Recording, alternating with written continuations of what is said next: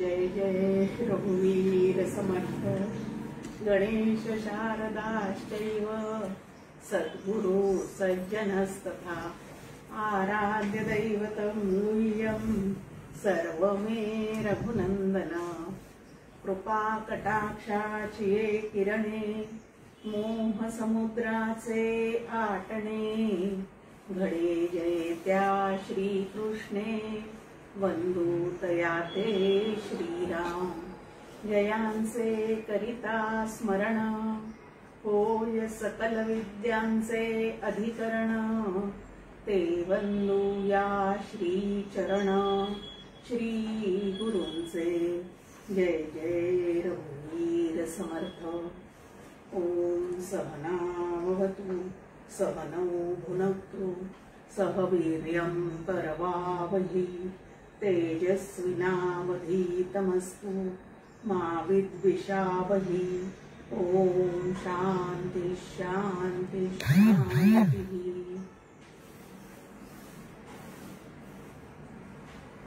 आनंद योगी परमपूज्य डॉक्टर काका, श्रद्धेय मंदाताई गंधे या उभयतांना मनपूर्वक वंदन करते। श्री गुरुदेव यमदेव आणि सत्शिष्य नचिकेता या उभयतांचं सुद्धा स्मरण करते, वंदन करते आणि वंदूतया ते फेसबुक पेजवर उपस्थित असणाऱ्या सर्व श्रोत्यांना मनपूर्वक अभिवादन करते। कठोपनिषद तृतीय वल्ली यावरच आपलं निरूपण चाललेलं आहे। मागच्या वेळेला आपण रथाचं रूपक पाहिलं। ते रथाचं रूपक पाहिल्यानंतर आपला देह हा जणू काही रथ आहे, जीवात्मा जो आहे तो रथी आहे, नंतर इंद्रिये जी आहेत ती घोडे आहेत, मन जे आहे ते लगाम आहे आणि बुद्धी जी आहे ती सारथी आहे। आता ही जी बुद्धी आहे तिला हा रथ चालवण्याचं पूर्णपणे ज्ञान असलं पाहिजे आणि बुद्धीवर जर संस्कार व्यवस्थित झालेले असतील तर शमदमाच्या साह्याने इंद्रियांना वासनांना आवर घालून आपल्याला योग्य त्या पद्धतीने आपलं जीवन रथ जो आहे तो आपल्याला पूर्णपणे व्यवस्थित चालवता येतो। इथं आपल्या समोर मांडणी आहे की अविवेकी जे असतात म्हणजे ज्यांच्या बुद्धीवर गुरुकृपान्वित असे संस्कार झालेले नाही, शास्त्राचा अभ्यास ज्यांचा नाही, श्रुती मौलीचा ज्यांनी कधी अभ्यास केलेला नाही, ज्यांच्या चित्तात विवेक वैराग्य निर्माण झालेलं नाही, असे जे कोणी अज्ञानी लोक असतात त्यांना कशाची प्राप्ती होते तर पुनरपि जननम पुनरपि मरणम, संसारातल्या आसक्तीमुळे परत परत ते जन्म मृत्यूच्या फेऱ्यामध्ये अडकत राहतात। आणि जो विवेकी आहे ज्याच्या चित्तात सार असार हा विवेक जागृत झालेला आहे, आसाराविषयीची अनासक्त अवस्था पूर्ण बांधलेली आहे, नाही तर विचार झालेला आहे पण प्रत्यक्ष आचार झालेला नसेल तरी सुद्धा आपल्याला पुढे जाता येत नाही। म्हणून ज्याच्या चित्तामध्ये विवेक पूर्णपणे जागृत झालेला आहे आणि वैराग्य सुद्धा अंगी बांधलेला आहे, असा जो कोणी विवेकी वैरागी असा साधक जर असेल तर तो परमपद म्हणजेच विष्णुपद म्हणजेच आत्मपद जे आहे ते प्राप्त करतो। आणि मग त्याला मिळणारं फळ काय आहे तर मरण येण्याच्या आत जर त्याने हे सगळं प्राप्त केलेलं असेल तर उर्वरित काळ जो आहे तो अत्यंत आनंदाचा जीवनमुक्तीचा अनुभव जो आहे तो साधक घेत राहतो। आणि हा विवेक जागृत करण्यासाठी श्रेय प्रेय विवेक म्हणजे काय ते नीट समजून घेतलं पाहिजे। आता सांगून तो झालेला आहे की अविवेकाला गती कुठली मिळते आणि विवेकाला गती कुठली मिळते, म्हणजे त्याला काय फळ मिळतं। आता विवेकी असणारा जो कोणी साधक आहे त्याला जे आत्मपद मिळतं, विष्णुपद मिळतं आणि तो अत्यंत आनंदरूप होतो, तिथपर्यंत जर मला पोहोचायचं असेल तर त्यासाठी मी काय केलं पाहिजे, म्हणजे तत्वज्ञानाचं रूपांतर साधनेमध्ये कसं केलं पाहिजे त्या संदर्भात आता 10व्या श्लोकापासून आपल्यासमोर या ठिकाणी मांडणी आहे। इथं आपली इंद्रिये, विषय, मन, बुद्धी, आत्मा, माया या सगळ्या गोष्टींचा उल्लेख जो आहे तो 10 आणि 11 या श्लोकांमध्ये आपल्यासमोर आलेला आहे। आणि एकापेक्षा एक कसं सूक्ष्म आणि व्यापक ते तत्व आहे। आपल्याला जर त्या व्यापक तत्वाकडे जायचं असेल तर आपल्याला हे सूक्ष्म ज्या गोष्टी आहेत त्या सगळ्या समजून घ्याव्या लागते. कारण आत्मा नावाचं तत्व जे आहे म्हणजे स्वतःचं जे मूळचं स्वरूप आहे ते अत्यंत व्यापक आहे, अत्यंत सूक्ष्म आहे आणि ज्ञानेंद्रियांना ते अजिबात जाणवणारं नाही. सुसंस्कृत मनाला, सुसंस्कृत बुद्धीला मात्र गुरु कृपेमुळे ते निश्चित जाणता येऊ शकतं. आणि म्हणून ते जे आहे ते तुम्हाला आम्हाला समजून घ्यायचं. व्यवहारामध्ये आपण पाहतो की आपल्याला पुण्या मुंबई सारख्या ठिकाणी जर एखाद्याच्या घरी जायचं असेल तर त्या घराचा नेमका पत्ता माहिती असणं हे अत्यंत मोठ्या शहरामध्ये गरजेचं आहे. नाहीतर एक जरी लेन चुकली तरी कितीतरी पुढे मागे त्यानंतर आपल्याला गाडी घेऊन जावी लागते, वळवत बसावी लागते आणि वेळ सुद्धा तितकाच वाया जातो. तसं इकडं आहे की आत्मा नावाचं जे सूक्ष्म व्यापक तत्व आहे त्याची पूर्णपणे जाण आधी शाब्दिक दृष्ट्या काय होईना पण बुद्धीला आल्याशिवाय आपल्याला तिथपर्यंत पोहोचता येणार नाही. आता आपले दशेंद्रिय जे आहेत ते 5 ज्ञानेंद्रिय जे आहेत ते विषयांचा भोग घेतात आणि तो भोग घेण्यासाठी कर्मेंद्रिय जे आहेत ते त्याला सहाय्यभूत असतात. तर आता इंद्रियांपेक्षा सुद्धा हे 5 विषय जे आहे शब्द, रूप, स्पर्श, गंध हे जे आणि शब्द रस, रूप रस, गंध असे जे 5 विषय आहेत ते अत्यंत सूक्ष्म आहेत, व्यापक आहेत. आता म्हणजे नेमकं काय आहे? आता फुल समजा एखादं गुलाबाचं फुल किंवा रातराणी सारखे फुलं आपल्याला समोर दिसत असतील तर ते फुलं जे आहेत ते झाडावर असतात म्हणजे एका ठिकाणीच असतात. पण त्यांचा सुवास जो आहे तो मात्र कितीतरी दूरवर पसरलेला असतो आणि म्हणून त्या फुलांच्या पाकळ्यापेक्षा सुद्धा त्यातला वास जो आहे तो अधिक सूक्ष्म आहे म्हणजे व्यापक आहे असं म्हटलं जातं. त्याप्रमाणे इथं आपल्या समोर मांडणी आहे की इंद्रियांपेक्षा सूक्ष्म आणि व्यापक असं काय आहे तर 5 विषय जे आहेत ते सूक्ष्म आणि व्यापक आहेत. कारण ते संपूर्ण ब्रह्मांडभर काय झालेले आहेत तर व्यापून राहिलेले आहेत. आता स्थूल शरीराला कान, डोळे इत्यादी इंद्रिय आहेत. त्याद्वारे आपण ऐकणे, पाहणे इत्यादी क्रिया ज्या करतो ते क्रिया जे करतो ते मात्र सूक्ष्म इंद्रियांच्या ठिकाणी असतात. आता कान आपल्याला प्रत्यक्ष दिसतो पण त्या कानाच्या आतमध्ये श्रोत्र नावाचं एक त्या ठिकाणी सूक्ष्म इंद्रिय असतं आणि त्याच्यामुळे आपल्याला शब्द ऐकू येतात. आता डोळा आरशात आपल्याला प्रत्यक्ष दिसतो पण नुसत्या डोळ्याने ते दिसत नाही तर त्यामध्ये एक सूक्ष्म तऱ्हेची यंत्रणा जी आहे ती त्या ठिकाणी बसवलेली असते. आता टीव्हीवर आपण त्या पडद्यावर कितीतरी गोष्टी पाहतो पण त्या पडद्यावर त्या गोष्टी दिसण्यासाठी टीव्ही उघडून पाहिलं तर केवढी मोठी यंत्रणा जी आहे ती त्या ठिकाणी आपल्याला लावलेली दिसत असते. मग ती जी आहे ती जास्ती सूक्ष्म आहे. नवीन भाषेत बोलायचं झालं तर हार्डवेअर आणि सॉफ्टवेअर. आता सॉफ्टवेअर जे आहे ते जास्ती काय आहे तर सूक्ष्म आहे. त्या पद्धतीने इकडं आता विषयांपेक्षा म्हणजे इंद्रियांपेक्षा विषय सूक्ष्म आहेत. विषयांपेक्षा त्या विषयांचा संकल्प करणारं मन जे आहे ते त्याहूनही सूक्ष्म आणि व्यापक आहे. कारण मन हे काय आहे तर वायू तत्वाचं बनलेलं आहे आणि वायूची झेप कुठून कुठपर्यंत असते हे आपल्याला चांगलं माहिती आहे. तर मनाचं मन जे आहे ते त्या विषयांपेक्षा सुद्धा सूक्ष्म आहे म्हणजे व्यापक आहे. आता इंद्रिये विषय भोगताना आपल्याला दिसतात पण विषय जे आहेत ते प्रत्यक्ष त्या काळी आपल्याला ते दिसत नाही. त्याप्रमाणे मन त्याचा संकल्प करतं पण मन प्रत्यक्ष हातात घेऊन आपल्याला पाहता येत नाही. मग ते अत्यंत सूक्ष्म आणि अत्यंत व्यापक आहे असं या ठिकाणी म्हटलेलं आहे. आता या मनाहून सुद्धा जास्ती व्यापक काय आहे तर बुद्धी जी आहे ती जास्ती व्यापक आहे असं म्हटलेलं आहे. आणि या बुद्धीमध्ये जो चिदाभास पूर्णपणे आत्म्याच्या प्रकाशासह त्या ठिकाणी जो भासमान झालेला आहे किंवा जो आभास निर्माण झालेला आहे तो जीवात्मा या बुद्धीपेक्षा सुद्धा अजून सूक्ष्म आहे. आता हा जो जीवात्मा आहे त्या जीवात्म्याच्या मागे काय आहे तर कूटस्थ चैतन्य म्हणजे आत्मा नावाचं तत्व आहे ते त्या जीवात्म्यापेक्षा सूक्ष्म आहे. आता ह्या जीवाला आपल्या तालावर नाचवणारी अशी जी अव्यक्त माया आहे ती त्याहूनही सूक्ष्म आहे आणि त्या अव्यक्त मायेपेक्षा सुद्धा ती ज्याच्या आश्रयाने राहते असा जो परमपुरुष आहे तो जो आहे तो या अव्यक्त मायेपेक्षा सुद्धा श्रेष्ठ आहे, सूक्ष्म आहे, व्यापक आहे, आनंदरूप आहे आणि ते आपलं मूळचं स्वरूप आहे. आता पत्ता सांगून या ठिकाणी पूर्ण झालेला आहे की आपल्या मूळच्या स्वरूपाचा काय पत्ता आहे, तर ते सगळ्यांपेक्षा व्यापक आहे, सगळ्यांपेक्षा सूक्ष्म आहे आणि ते बुद्धीच्या आतमध्येच आहे. आता त्याला परमगुह्य असं का म्हटलेलं आहे, तो उघड असूनही आम्हाला ते दिसत नाही म्हणून परमगुह्य गुह्यातीत, की प्रत्यक्ष सर्वत्र त्याचा ज्ञानाचा प्रकाश ठाकलेला असूनही, त्याच्या सत्तेवरच तुमच्या आमच्या सगळ्या क्रिया चाललेल्या असूनही त्याची जाण तुमच्या आमच्या चित्ताला होऊ शकत नाही आणि म्हणून त्याला परमगुह्य असं या ठिकाणी म्हटलेलं आहे. आता हा जो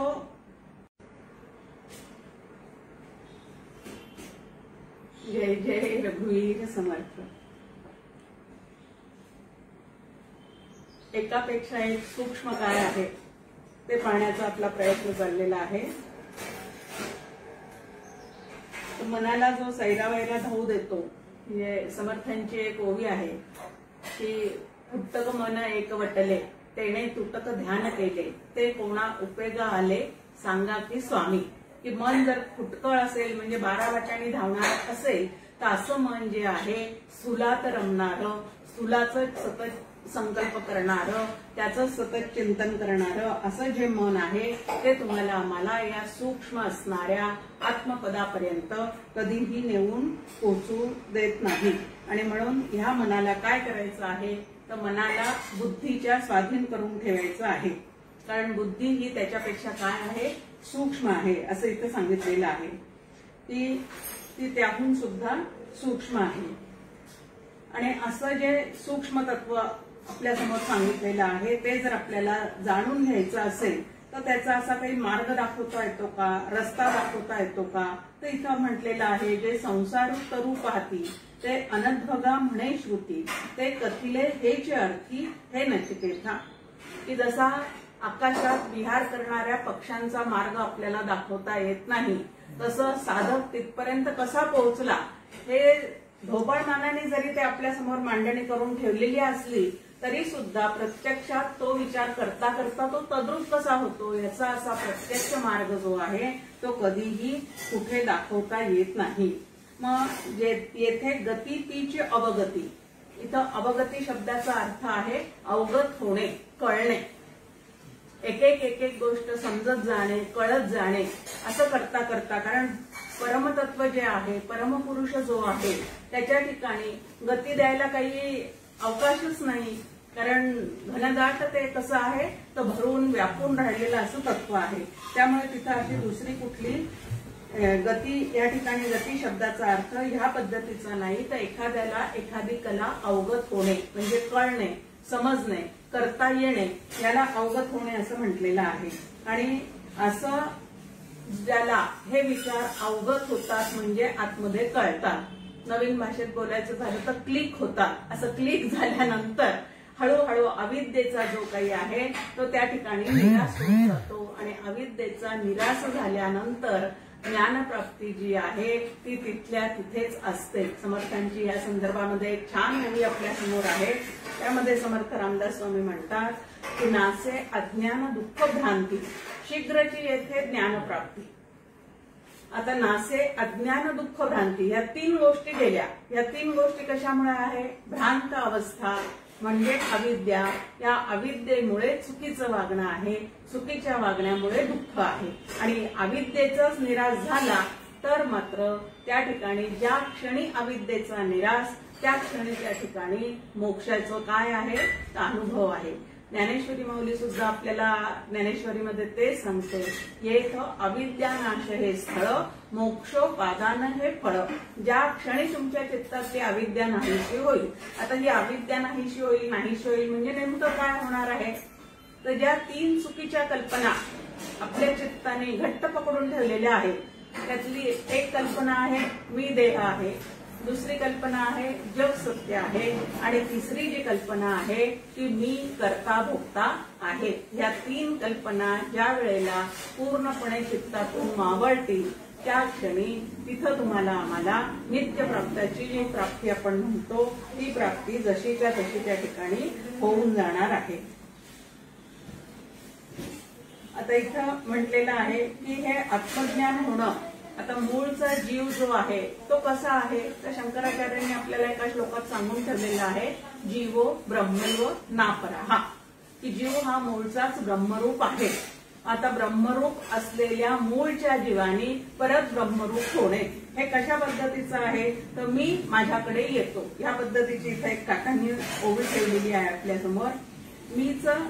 मीची मजकडे जातो आणि माझेचीकडे येतो, साध्य साधनी असे तो विचित्र गती, की जोपर्यंत आपण साधना करणारा जीवात्मा वेगळा समजतो तोपर्यंत परमात्मा हे त्याला ध्येय म्हणून समोर ठेवावं लागतं. पण प्रत्यक्षात जो परमात्मा आहे तोच अविद्येमुळे जीवात्म्याच्या रूपाला प्राप्त झालेला आहे. वास्तविक पाहता जीव आणि ब्रह्म यामध्ये यत्किंचित सुद्धा भेद नाही. पहावे आपणासी आपण, असं जसं समर्थांनी म्हटलेलं आहे, किंवा परतोन पाठीमोरे ठाके देखत ठेवो ओळखे, म्हणे तत्व हे मी आपणची आपण पे देखे. आता याही ठिकाणी मीच मला पाहतो असं या दोन्ही संतांनी पण आधी सांगितलेलं आहे आणि इथं सुद्धा डॉक्टर काकांनी आपल्याला त्याच पद्धतीचं सांगितलेलं आहे. आता 12व्या श्लोकामध्ये आपल्यासमोर म्हटलेलं आहे की हा सर्व सृष्ट पदार्थांच्या अंतर्यामी असलेला आत्मा सर्वांना उघड दिसत नाही, तर सूक्ष्मदर्शी पुरुषांना आपल्या तीव्र व सूक्ष्म बुद्धीने तो दिसतो. आता तो संपूर्ण उघडा आहे, कारण संतांचे अभंग आपल्या समोर तसंच आहे की जगामध्ये ब्रह्म दिसे उघडे.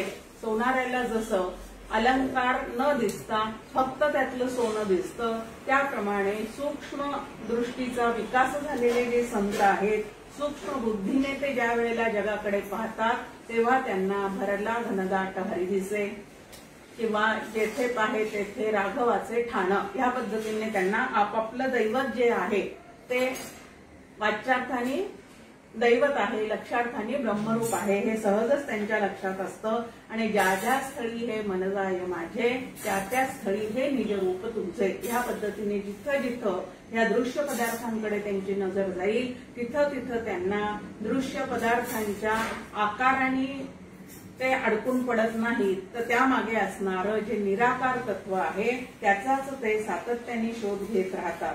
आता स्थूल आणि सूक्ष्म असं दोन बुद्धीचा या ठिकाणी उल्लेख आलेला आहे. आता स्थूल बुद्धी म्हणजे काय, तर संपूर्ण प्रपंचामध्ये जी रमलेली आहे त्याला स्थूल बुद्धी असं म्हणतात. आता प्रपंच म्हणजे कुठपर्यंत झालेला आहे, तर मंगळाचा शोध घेणारी असू दे, चंद्रावर पाऊल ठेवणारी असू दे, किंवा अजून खगोलशास्त्रातले असू दे, पण दृश्य जगतातलेच सगळे हे शोध असल्यामुळे ती बुद्धी विचार करून करून त्यांनी कितीही सूक्ष्म केलेली असली तरी जोपर्यंत आत्मज्ञानाची प्राप्ती नाही तोपर्यंत ही सगळी त्यांची स्थूलात रमलेली अशी काय आहे, तर बुद्धी आहे. आता हा आत्मा कसा आहे, तर विश्वंभर विद्यमान असं समर्थांनी त्याचं वर्णन केलेलं आहे, की विश्वामध्ये जेवढं काही तुम्हाला आम्हाला दिसतं त्या सगळ्यांच्या आतमध्ये ते तत्व जे आहे ते पूर्णपणे व्यापून राहिलेलं आहे. कशावरून, तर श्रुती मौलीने आपल्याला सांगितलेलं आहे, नेह नानास्ति किंचन, की त्याच्याशिवाय या जगतामध्ये दुसरं काहीही नाही. मग जड पदार्थ असू दे, वनस्पती असू दे, चेतन म्हणजे सचेतन जीवात्मे असू दे, कुठलंही काही असलं तरी प्रत्येकाच्या आतमध्ये, आता दगडापासून तर देवदेवतांपर्यंत, ब्रह्मदेवापर्यंत असं ते सूक्ष्म असणारं आत्मतत्व जे आहे ते सर्वत्र सदा समत्वानी व्यापून राहिलेलं आहे. पण तरी सुद्धा ते तुम्हाला आम्हाला म्हणजे अज्ञानी जीवांना का दिसत नाही, तर मायेचा पडदा जो आहे तो मायेचा पडदा तुम्हाला आम्हाला बाजूला सारता येत नाही. मायेचा पडदा कोण बाजूला सारू शकतं, तर सद्गुरूंची कृपा आणि शास्त्राचा अभ्यास या दोन गोष्टीमुळे चित्त ज्या वेळेला शुद्ध होतं त्यावेळेला ते निश्चितच तुम्हाला आम्हाला पाहता येतं. आता ज्यांना विषयांचा नाद लागलेला आहे अशांची जी बुद्धी आहे ती स्वैरपणाने विषयांच्या मागेच धावते. आपल्यासमोर उदाहरणं नेहमी दिले जातात का, की ययातीचं एक उदाहरण आहे. एवढा राजा होता, भरपूर संपत्ती होती, सगळे भोग त्याच्या सेवेत तिथं तत्पर होते, पण तरी सुद्धा विषय भोगांचा एवढा काही छंद त्याला होता की शेवटी आपल्या पुत्राचं तारुण्य सुद्धा काय घ्यावं लागलं त्याला मागून घ्यावं लागलं. या पद्धतीने या विषयांच्या मागे धावणारी जी बुद्धी आहे ती स्वैर असते आणि ती स्वैर बुद्धी इंद्रियांना सुद्धा याच पद्धतीने नाचवत राहते. विषयांच्या पाठीमागे धावून ते काय होतात, आता विषयांच्या पाठीमागे लागलेल्या मनाला किंवा बुद्धीला मरकट असं म्हटलं जातं की माकड जसं इकडून तिकडे उड्या मारतं किंवा फुलपाखरू जसं या फुलावरून त्या फुलावर सारखं हिंडत असतं, क्षणभरही स्थिर बसत नाही, तशी ही जी बुद्धी आहे ती स्वैर असणारी बुद्धी, तिला आत्मज्ञानाचा स्पर्श सुद्धा होऊ शकत नाही.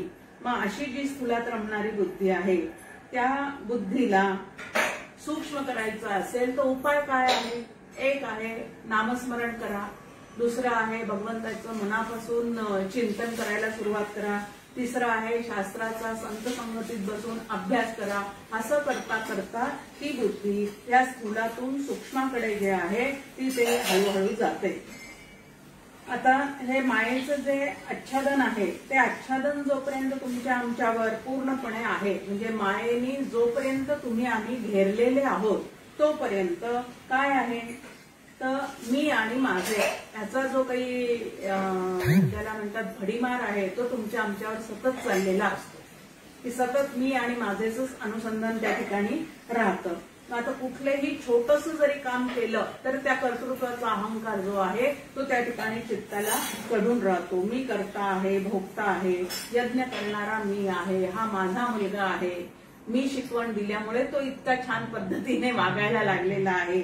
या पद्धतीने सगळ्या गोष्टी स्वतःकडे जे काय आहे ते तो ओढून घेतो आणि मी आणि माझं हे सतत, म्हणजे शास्त्राच्या भाषेत बोलायचं झालं तर अहंता आणि ममता, अहम मम अध्यासामध्ये तो जीवात्मा जो आहे तो अडकलेला असतो आणि जो अहम ममतेमध्ये अडकलेला आहे त्याला खऱ्या मीची ओळख जी आहे ती लवकर होऊ शकत नाही. मी देहासी म्हणती प्राणी मनी शोधिती मीसी कोणी.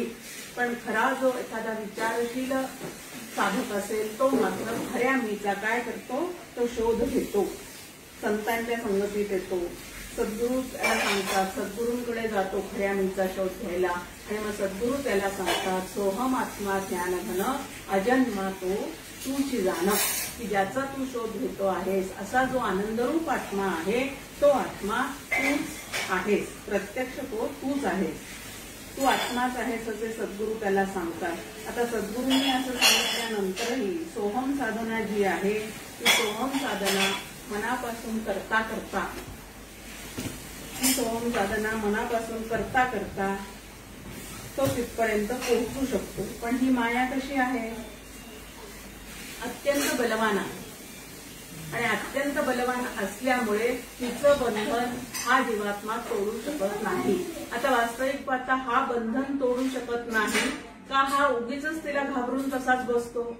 समर्थांची आपल्या समोर एक ओवी आहे, हस्त बांधीजे पूर्ण तंते, की हत्ती जो आहे तो वास्तविक पाहता पूर्ण तंतू म्हणजे कोळ्याच्या जाळ्याने कधीही बांधला जाऊ शकत नाही, पण तरी सुद्धा त्या जाळ्याचा ज्या वेळेला त्याला स्पर्श होतो त्यावेळेला त्याला असं वाटतं की आपण त्या बंधनामध्ये जणू काही अडकून बसलेले आहोत. त्याचप्रमाणे ही माया आहे. वास्तविक पाहता जो जीवात्मा आहे तो मूळचा परमात्मा असल्यामुळे त्याला ही जी खोटी माया आहे ती कधीच अडकवू शकत नाही. खोटी आहे म्हणजे भासमान आहे, अशी जी भासमान आहे ती त्याला कधीच बंदिस्त करून ठेवू शकत नाही. पण भ्रमाने मात्र तो काय झालेला असतो तर मी त्यात अडकलेला आहे या पद्धतीने तो त्या ठिकाणी स्वतःचं बळ जे आहे ते विसरून गेलेला असतो. रामकृष्ण परमहंसांकडे एक साधक गेला आणि त्यांना सांगायला गेला तो की काय करू, ही दारू माझी सुटतच नाही, किती प्रयत्न करतोय मी, मला ह्याच्यातून सुटायचंय, त्या दारू पिण्यामुळे माझं खूप नुकसान झालं वगैरे वगैरे त्यांना सांगतो. ते त्याला म्हणतात तू 8 दिवसानंतर माझ्याकडे परत ये. 8 दिवसानंतर तो ज्या वेळेला साधक त्यांच्याकडे येतो त्यावेळेला रामकृष्ण परमहंस एका खांबाला घट्ट धरून बसलेले असतात आणि हा कितीदाही आवाज देतो तरी ते त्याला म्हणतात की अरे या खांबाने मला धरून ठेवलेला आहे, काही केल्या मला हा खांब सोडत नाही. मग तो त्यांना म्हणतो खांबाने कुठं तुम्हाला धरलेला आहे, तुम्हीच त्याला घट्ट धरून ठेवलेला आहे. मग ते त्याला म्हणतात की तेच तुला सांगतो की जड असणाऱ्या त्या दारूनी तुला कुठं धरून ठेवलेलं आहे, तूच काय झालेलं आहेस, तर तूच तिला धरून ठेवलेला आहे आणि ती तुझ्या हातातून केव्हाही सुटू शकते. पण जोपर्यंत तू ते मनावर घेत नाही तोपर्यंत त्या दारूच्या व्यसनापासून तू सुटू शकणार नाही. तसं या ठिकाणी सुद्धा वास्तविक पाहता या मायेचा निराश करण्याचं सामर्थ्य प्रत्येक जीवाच्या आतमध्ये असून सुद्धा अविद्येने मायेने ग्रस्त झाल्यामुळे तो आपलं जे स्वरूप आहे तो या ठिकाणी विसरून जातो. ऐसी ही माया सबला आवरणी झाकी दादूला जीव जिये वेडावला विसरुनी मी.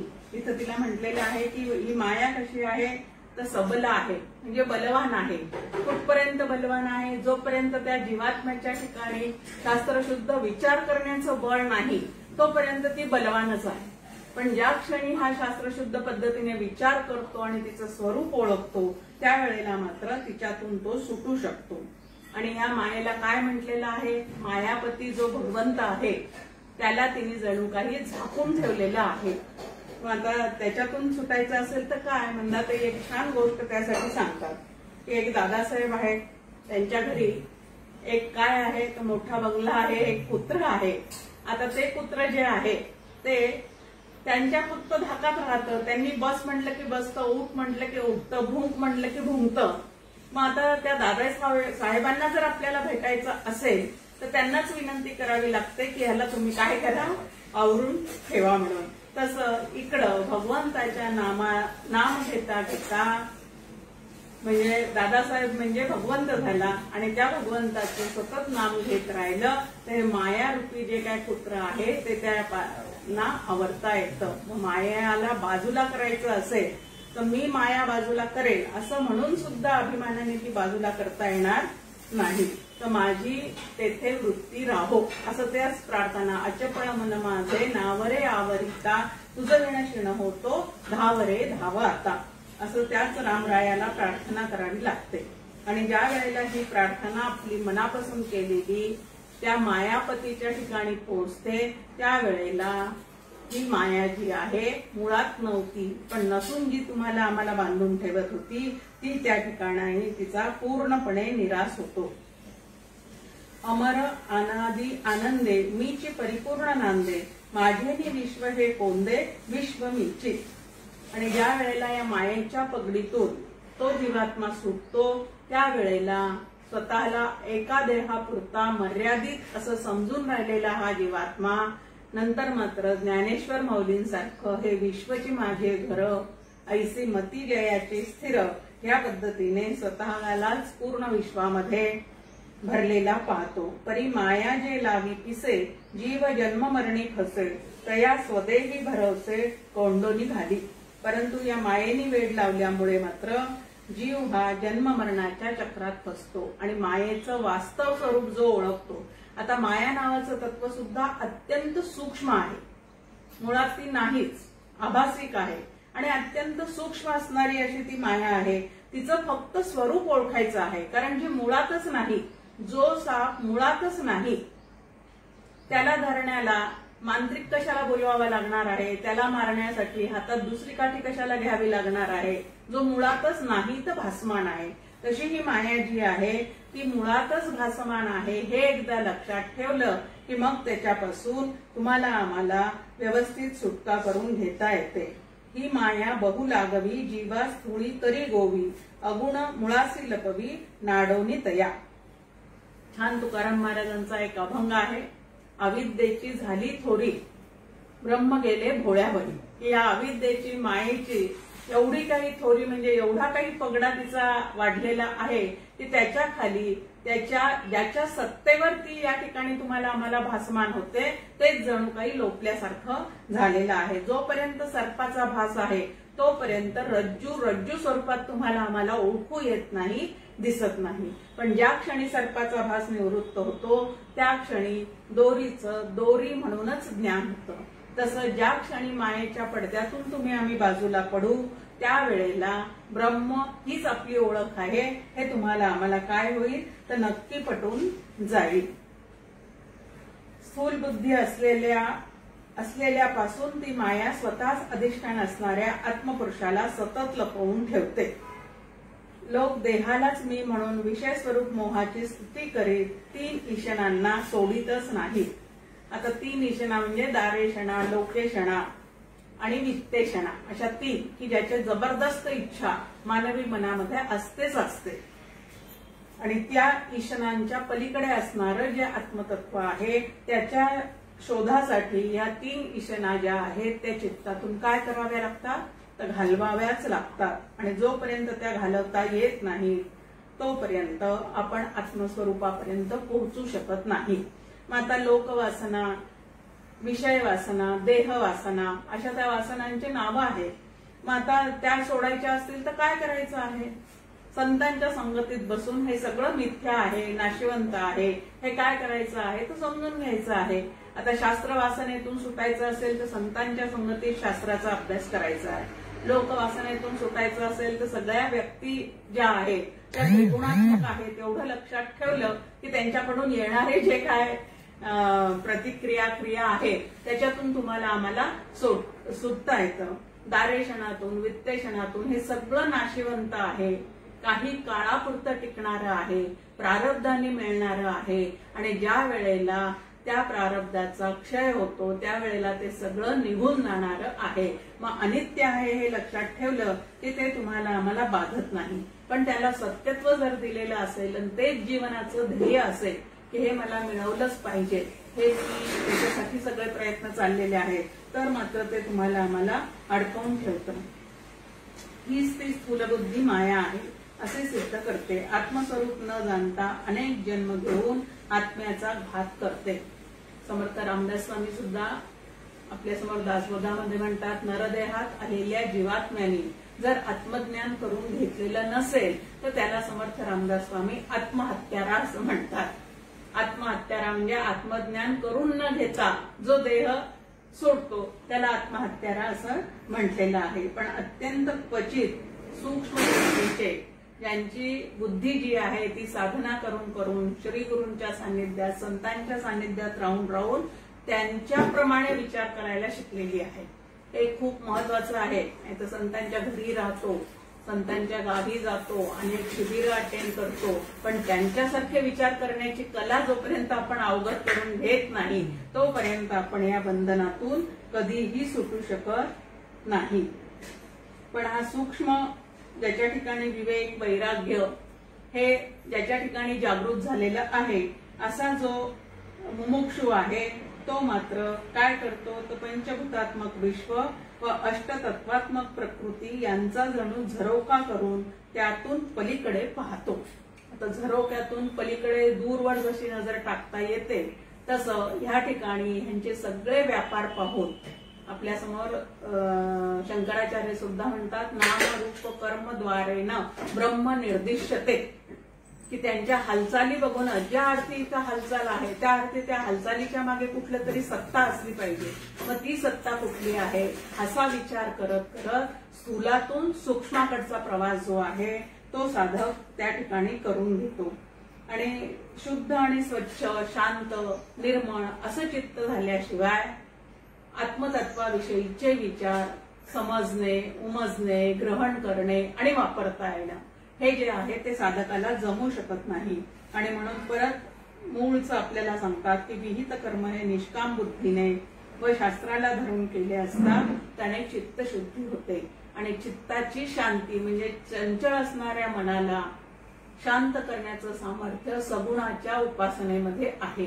आणि म्हणून काय करायचं आहे की शब्दज्ञानाच्या साह्याने कितीही या गोष्टी कळलेल्या असल्या तरी सगुणाच्या प्रेमाशिवाय जोपर्यंत अंतःकरण शांत होत नाही, स्थिर होत नाही तोपर्यंत पुढचा प्रवास जो आहे तो तुम्हाला आम्हाला करता येणार नाही.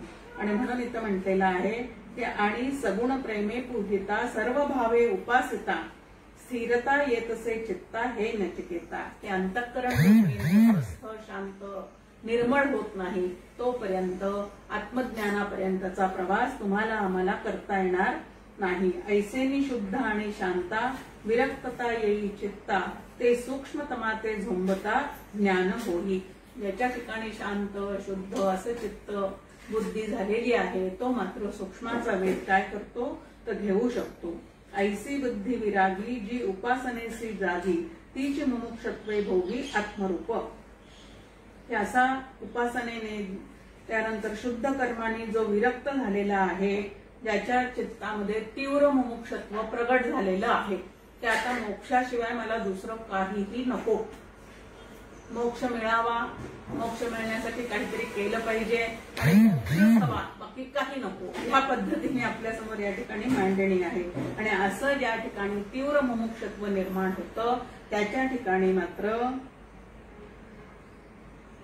आत्मरूप होण्यासाठीचं सगळं सामर्थ्य जे आहे ते भगवंत त्याला देतो. सगुणाच्या उपासनेचं महत्व आपल्यासमोर कशासाठी आहे तर भगवद्गीतेत सांगितलेलं आहे भगवंतांनी, ददामी बुद्धी योगम तम, त्या अनन्य शरण होऊन जो त्याची उपासना करतो आणि त्याला सर्वस्व समर्पण करून राहतो त्याला बुद्धियोग जो आहे म्हणजे आत्मतत्व समजण्यासाठीचं, त्याचं आणि आपलं स्वरूप समजण्यासाठीचं, अभेद दर्शन होण्यासाठीचं जो बुद्धी सूक्ष्मता लागते ही बुद्धी मात्र त्याला काय होते तर प्राप्त होऊन जाते. त्यानंतर खूप सुंदर एक श्लोक आपल्या समोर आहे तो लय चिंतनाचा. हे तत्वज्ञान सांगून झालेलं आहे, तीव्र मुमुक्षत्व कसं पाहिजे तेही या ठिकाणी मांडून झालेलं आहे.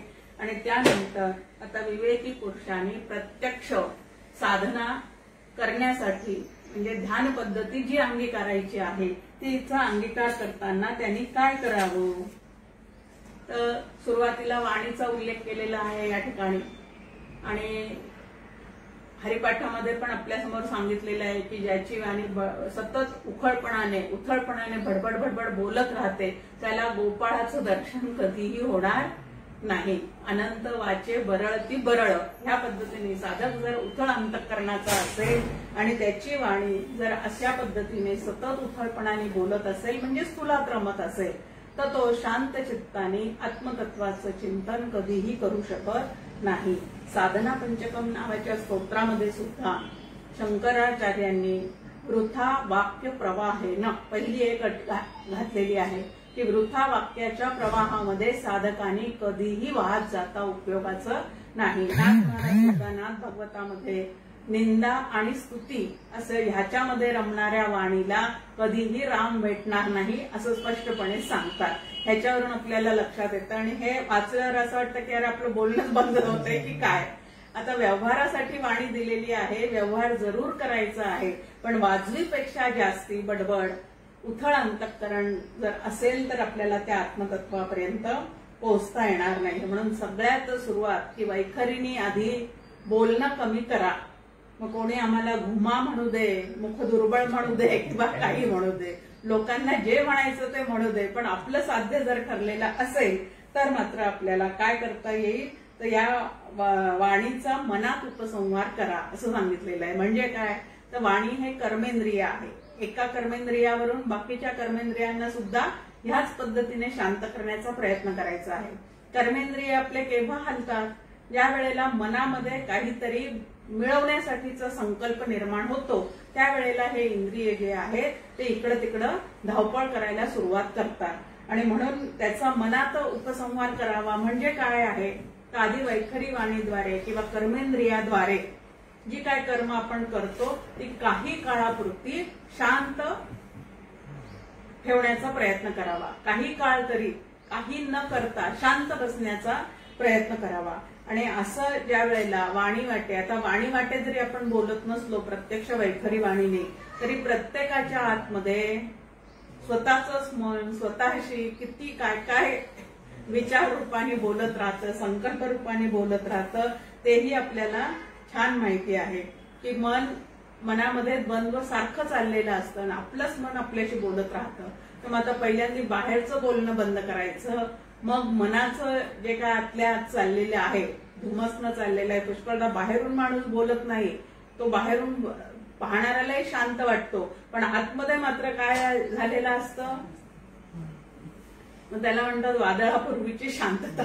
ह्या पद्धतीने ते मन जे आहे ते त्या ठिकाणी मनातल्या मनात कितीतरी गोष्टी आपल्या चाललेल्या असतात त्यांच्याकडे सुद्धा हळूहळू त्रयस्थ वृत्तीने पाहता पाहता त्यांचं सुद्धा शमन करण्याचा प्रयत्न करायचा. म्हणजे मनाने ज्या वेळेला वाणीने बोलणं सोडायचं, मनाने संकल्प करणं सोडायचं. दोन गोष्टी. की मनाला शांत करायचं म्हणजे काय, की मनाला सारखं समजून सांगायचं आहे की बाहेर तू कितीही जरी भटकून नवीन नवीन गोष्टी सुखासाठी जरी घेण्याचा प्रयत्न करत असला तरी तू मूळचा जड असल्यामुळे तुला त्या आणलेल्या विषयांचा उपयोग नाही. उपदेश शास्त्रीचा डॉक्टर काका नेहमी उल्लेख करतात आणि त्यामध्ये आत्मा आणि मन यांचा संवाद त्या ठिकाणी सांगितलेला आहे. त्या ठिकाणी आत्मा मनाला म्हणतो की अरे बाबा, मी तर सुखरूपच आहे आणि तू जड असल्यामुळे तुला या सुखाचा उपभोग घेता येत नाही, मग एवढं त्या विषयांच्या मागे तू का धावतोस. या पद्धतीने मनाची समजूत घालत घालत आता मन नेहमी संकल्प कुठलं करतं, बाहेरच्या वस्तूंचा संकल्प चाललेला असतो. हे मिळवावं, ते मिळवावं, हे हवं, ते नको. हवे पण जसं आहे तसं नको पण सुद्धा त्या मनाच्या ठिकाणी भरपूर असतं आणि जोपर्यंत या दोन्ही गोष्टी आहेत तोपर्यंत ते स्वस्थ राहत नाही. आणि म्हणून त्या मनाला स्वस्थ करण्यासाठी संकल्पाही वरी न ये मन, असं तुकाराम महाराज सांगतात की बाहेरच्या जगताविषयीचे संकल्प करणं, बाहेरची बडबड जशी त्याने थांबवायची आहे तसं बाहेरच्या दृश्य जगतासंबंधीचे हे मिळवावं, ते मिळवावं किंवा हे हवं, ते नको, ह्या पद्धतीचं जे काही मनाला वाटतं ते ही सगळं थांबवून टाकायचं किंवा त्याच्याकडे त्रयस्थपणाने पाहण्याचा काय करायचा आहे, प्रयत्न करायचा आहे. आता वाणी आणि मन ह्या दोघांना आवरल्यानंतर त्याच्या मागे काय आहे, आता बुद्धी आहे. आपल्यासमोर मांडणी कशी आहे की बुद्धीमध्ये सूक्ष्म अशी वासना जी आहे ती त्या ठिकाणी दडून राहिलेली आहे. गेल्या जन्मीच्या वासना आपल्या बुद्धीमध्ये दडून राहिलेल्या असतात आणि त्या वासनांप्रमाणे प्रेरणा मिळतात. त्या प्रेरणा मनाच्या मागे झप्पू लावतात आणि मन तसा संकल्प करायला लागलं की इंद्रिय त्या पाठीमागे धावायला लागतात.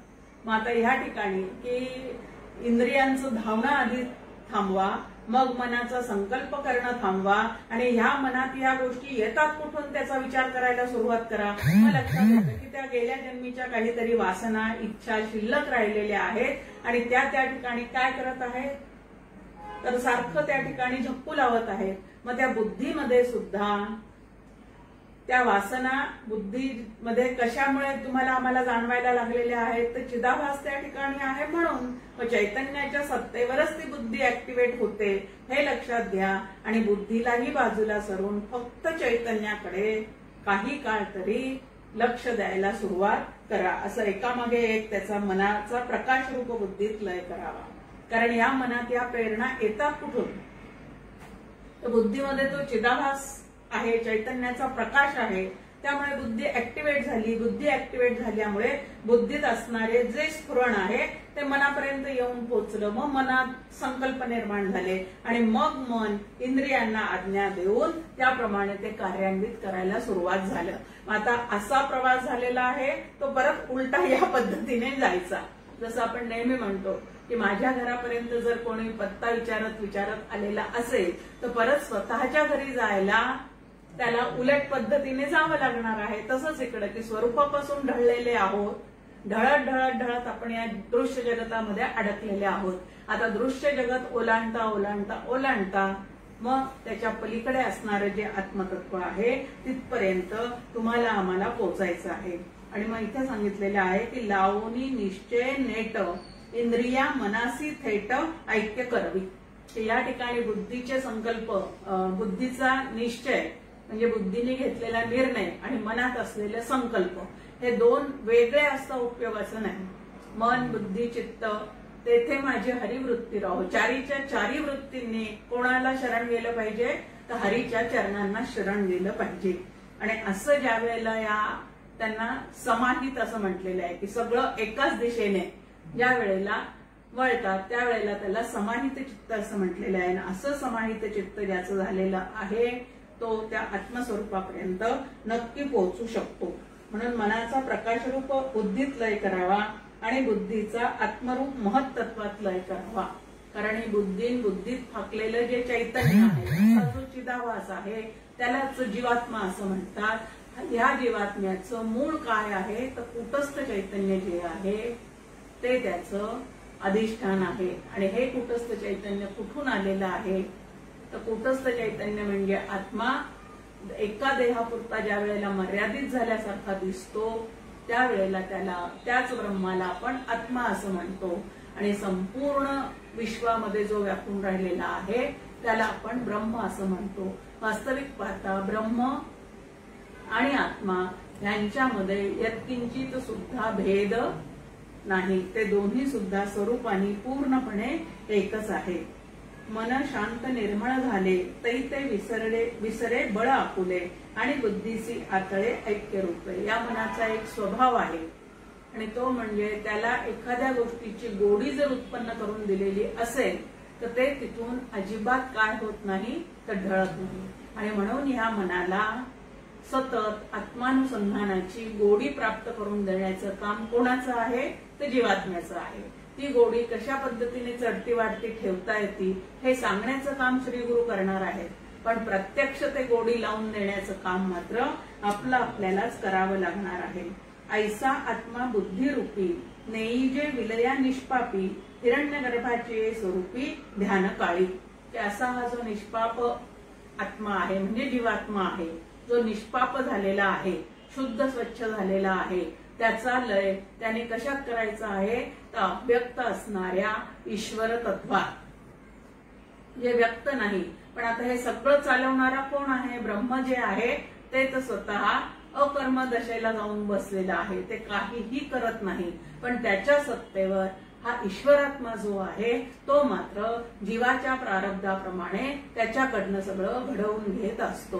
अशा ईश्वरात्म्याच्या ठिकाणी त्या जीवात्म्याने आधी शरण्य बुद्धीने राहायचं आहे आणि मग तो ईश्वर जो आहे तो अशा शरण्य राहणाऱ्या जीवाला त्या परमात्म्याचा अनुभव काय करतो तो ददामी बुद्धी योगमतम या पद्धतीने तो देऊन टाकतो। हिरण्यगर्भाची स्वरूपी ध्यान काळी ऐसी हिरण्यगर्भ माया अव्यक्त म्हणतात ती जिया ती विमल ब्रह्मी विलया गुरुकृपे न्यावी। की दृश्य नावाचं जे आहे ते सगळं बाजूला करण्याचं काम इंद्रिय बंद करता करता, आता रूप पाहायचं नाही म्हणून डोळे बंद, बाहेरून काही ऐकायचं नाही म्हणून कान बंद, आता डोळे बंद करता येतात, वाणी थांबवता येते, पण बाहेरून येणारे आवाज थांबवण्याचं काम आम्हाला करता येत नाही, ते कान मात्र कायमचे उघडेच असतात। पण तरी सुद्धा जेव्हा एकाग्र चित्त होतं त्यावेळेला बाहेर कितीही गोंगाट चाललेला असला तरी सुद्धा काय करता येतं त्या स्वरूपाला गवसणी घालता येते। अव्यक्त म्हणती जया ती विमल ब्रह्मी विलया गुरुकृपे न्यावी, की त्या ठिकाणी गुरुकृपेचा नक्कीच उपयोग होतो। आणि पंचदशीमध्ये आपल्या समोर दोन गोष्टी दिलेल्या आहेत। द्वैत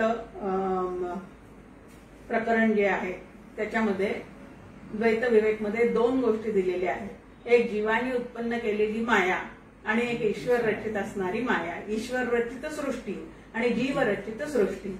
आता जीव रचित सृष्टीतून या सगळ्या उपदेशांचा संत वचनांचा उपयोग करत करत स्वतःला सावरता जीवाला नक्कीच येणार आहे, पण ईश्वर रचित जी सृष्टी आहे ती जशीच्या तशी स्वीकारून पुढे जाण्यासाठी मात्र श्री गुरूंची काय आहे त्या ठिकाणी नक्की त्या ठिकाणी त्यांची कृपाच असावी लागते। मग जीवाचा प्रयत्न कुठपर्यंत आहे, शमदमाचा अभ्यास करणे, स्वतःला आवर घालणे इथपर्यंत तो सगळं काही करू शकतो, पण पुढचं जे आहे परमात्म तत्वाची ओळख करून घेणे त्या ठिकाणी मात्र गुरुकृपा जी आहे ती आवश्यक आहे। अशा प्रकारे क्रमाक्रमाने स्थूलापासून सूक्ष्माचे वर्म जाणून घेऊन परब्रह्म स्वरूप अशा सर्वश्रेष्ठ सूक्ष्म स्वरूपावर आरूढ व्हावे, की हळूहळू एकामागे एक।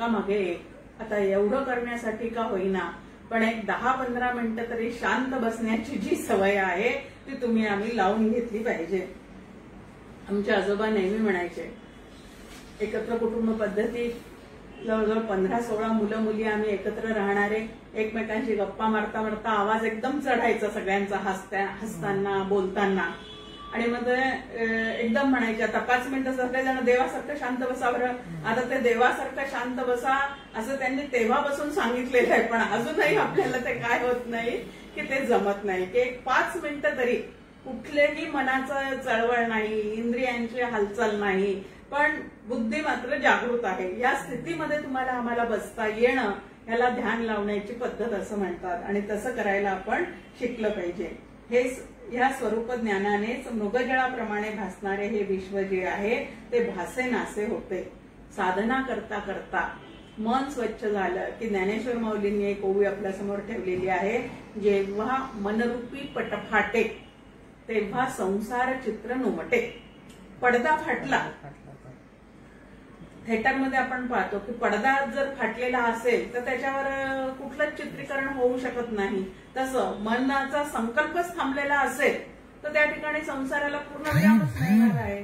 म्हणून मनरूपी पट फाटे संसार चित्र नुमटे अशा ज्या दोन गोष्टी होतात तिथं काय, जैसे सरोवर आटे मग प्रतिमा नाही. त्या सरोवरामध्ये जोपर्यंत पाणी आहे तोपर्यंत काठावर बसणाऱ्याला आपलं प्रतिबिंब सतत दिसणार आहे. पण पाणीच जर आटून गेलं तर त्या ठिकाणी प्रतिबिंब दिसणार नाही. तसं मायाजळच जर आटून गेलं तर मग संसार चित्र त्या ठिकाणी उमटणार आहे का? हा संसार सत्य आहे, कशामुळे वाटायला लागलेला आहे तर मायाजळ त्या ठिकाणी भरपूर आहे म्हणून वाटायला लागलेला आहे. मग हे मायाजळच आटवून टाकायचं म्हणून आपण नेहमी पहिली ओवी म्हणतो, कृपा कटाक्षाची एक रेणे. त्या ठिकाणी काय काय, मोह समुद्राचे आटणे. मी माझेचा मोह म्हणजेच माया त्या ठिकाणी आटून गेल्यानंतर मग मी म्हणून वेगळा कोणीतरी आहे असं प्रतिबिंब आपल्याला दिसणार नाही. तर जो मी आहे तोच मी आपल्या आकलनामध्ये नक्की येऊन जाईल. ऐसेनी स्वरूपा जाणिता जीवा ये कृतकृत्यता येई चित्ता प्रसन्नता शांतीचे सवे. सगळ्यांना असा प्रश्न पडतो की अहो एवढी सगळी खटपट करून ते आत्मज्ञान मिळवून करायचं काय आहे नेमकं. कारण बाकीच्या विद्या शिकल्या तर त्याच्यातून काहीतरी पैशाची, आर्थिक पैशाची वगैरे कमाई तुम्हाला आम्हाला करता येते, ते प्रत्यक्ष दाखवता येतं त्याच्यातून काही घेतलेलं. मग ह्या विद्येचं आत्मविद्येतून काय आहे, इथं बाकीचं काही दाखवता येत नाही, पण अंतःकरणाची शांती जी आहे, तृप्ती जी आहे, समाधान जे आहे ते आपलं आपल्याला अनुभवता येतं. आणि मुळात बाकीच्या सर्व गोष्टी ज्या आहेत, ज्या व्यवहारामध्ये आपण सुख सुख ज्याला म्हणतो ते विषय सुख जे आहे ते कोणावर तरी आणि कशावर तरी अवलंबून आहे. आत्मसुख जे आहे ते एकदा प्राप्त झालं की सुखासाठी माणूस जो आहे तो पूर्ण स्वावलंबी असतो. डॉक्टर काकांचं एक गीत आहे, त्यामध्ये त्या तालावर जीवन जगणे असो नसो की कोणी. आता सद्यस्थितीमध्ये आपल्याला असो नसो की कोणी चालतच नाही, कोणीतरी आपल्या सोबत असलंच. कारण प्रपंचाचा असू दे, कुटुंब असू दे, हे सगळ्याला आम्ही इतकं घट्ट करून ठेवलेलं आहे की त्याच्याशिवाय आपण जीवन जगू शकत नाही अशी आपली कल्पना आहे. पण अस्सल परमार्थामध्ये प्रपंच जिथं निर्माण झालेला नाही त्या ठिकाणी त्याचा आधार कसा काय धरणार आहे. आत्मा नावाचं तत्व आहे ते कायमचं आहे, आनंद रूप आहे आणि तेच मी आहे असं ज्याच्या लक्षात आलेलं आहे तो बाहेरचे व्यवहार मोडतो असं अजिबात नाही. मार्गाधारे वर्तावे याप्रमाणे लौकिक जीवनामध्ये तो जसं राहायला पाहिजे तसंच राहतो. पण आतून मात्र काय झालेलं असतं तर सगळं काही त्याचं मी माझेचं बंधन ते या ठिकाणी सुटलेलं असतं. व्यवहारातही आपण पाहतो, अगदी मुलं लहान असतात त्यावेळेला त्यांना बाटलीची सवय असते तर ती बाटलीची सवय तोडण्याचा आपण प्रयत्न करतो. कारण काय आहे की ही सवय मोठेपणी त्याला काही उपयोगाची नाही आणि चांगलंही दिसणार नाही, म्हणून ती सवय तोडण्याचा उपयोग. मग त्याही ठिकाणी त्यांनी स्वतः कप हातात घेऊन दूध पिलं पाहिजे. हा जसा अट्टहास आहे तसं श्री गुरूंचा आपल्यासाठी एक हट्ट वगैरे करत नाही, पण तरी त्यांना असं वाटतं की किती दिवस माझ्यावर अवलंबून राहून मला सारखे प्रश्न विचारणार. सुखासाठी किंवा जीवनात येणारे जे काही गोष्टी आहेत त्यांचा मुकाबला करण्यासाठी आपण आपल्या विचारांनी, आपण आपल्या म्हणजे श्री गुरूंनी दिलेले विचार आपण आचरणात आणून आपण त्या बाबतीत सुद्धा पूर्ण स्वावलंबी व्हावं. मोदींच्या भाषेत सांगायचं झालं तर आत्मनिर्भर या पद्धतीने सगळ्यांनी विचारासाठी सुद्धा आत्मनिर्भर होण्याची जी शक्यता आहे ती या ठिकाणी आहे. आता लय चिंतन म्हणजे नेमकं काय आहे तर समर्थ म्हणतात विभक्त नव्हे तो भक्त. या ठिकाणी भक्त आणि भगवंत एकमेकात पूर्ण मिसळलेले असणे. आता आपल्या समोर आहे की पहा, शिऱ्यासारखा पदार्थ करतो, पूर्णासारखा पदार्थ करतो, जोपर्यंत डाळ आणि साखर वेगळं वेगळं आहे तोपर्यंत एकमेकांचा लय होत नाही, तोपर्यंत तो पदार्थ पूर्ण झाला असं आपल्याला म्हणता येतं का? म्हणता येत नाही. मग ते ज्या वेळेला एकजीव होतात, एकमेकांमध्ये मिसळून जातात, वेगळेपणाने दोन दिसत नाही, त्यावेळेला पुरण शिजलं, पुरण पूर्ण झालं असं आपण म्हणतो. तसं पूर्णात पूर्ण मुदच्यते, की वेगळेपणाने न राहता पूर्णपणे त्याच्यामध्ये. आणि या लय चिंतनासाठी एक छान अजून प्रक्रिया डॉक्टर काका सांगत असतात बोलता बोलता, की असा विचार करायचा आहे की एक नदीचा वाहता प्रवाह आहे आणि त्या वाहत्या प्रवाहामध्ये एक मोठा असा बर्फाचा एक मोठा पीस आपण टाकलेला आहे. आता बर्फाचा पीस त्यामध्ये टाकल्यानंतर तो बर्फाचा पीसही वाहताना दिसतो, पण प्रत्येक वाहण्यासोबत तो हळूहळू हळू वितळत चाललेला असतो. आणि असा वितळता वितळता तो पूर्ण नाहीसा होतो, त्यावेळेला त्याचा त्याच्यामध्ये लय झालेला असतो. त्या बर्फाच्या पीसचा त्या पाण्यामध्ये काय झालेला असतो, लय झालेला असतो. तसं परमात्म्याचा विचार करता करता जीवात्मा म्हणून काही वेगळं तत्व आहे असंच ज्या वेळेला सगळं निघून जातं चित्तातलं आणि आपण पूर्ण ब्रह्म आहे असं ज्या वेळेला लक्षात येतं, त्यावेळेला त्या जीवात्म्याचा परमात्म्यामध्ये पूर्ण लय झालेला असतो. आणि हा लय करण्यासाठी विचार हे सर्वश्रेष्ठ साधन आहे असं सातत्याने सगळे संत आपल्याला सांगतात. त्या पद्धतीने विचार करून आपणही हे साधण्याचा प्रयत्न करू. जय जय रघुवीर समर्थ. कृष्णा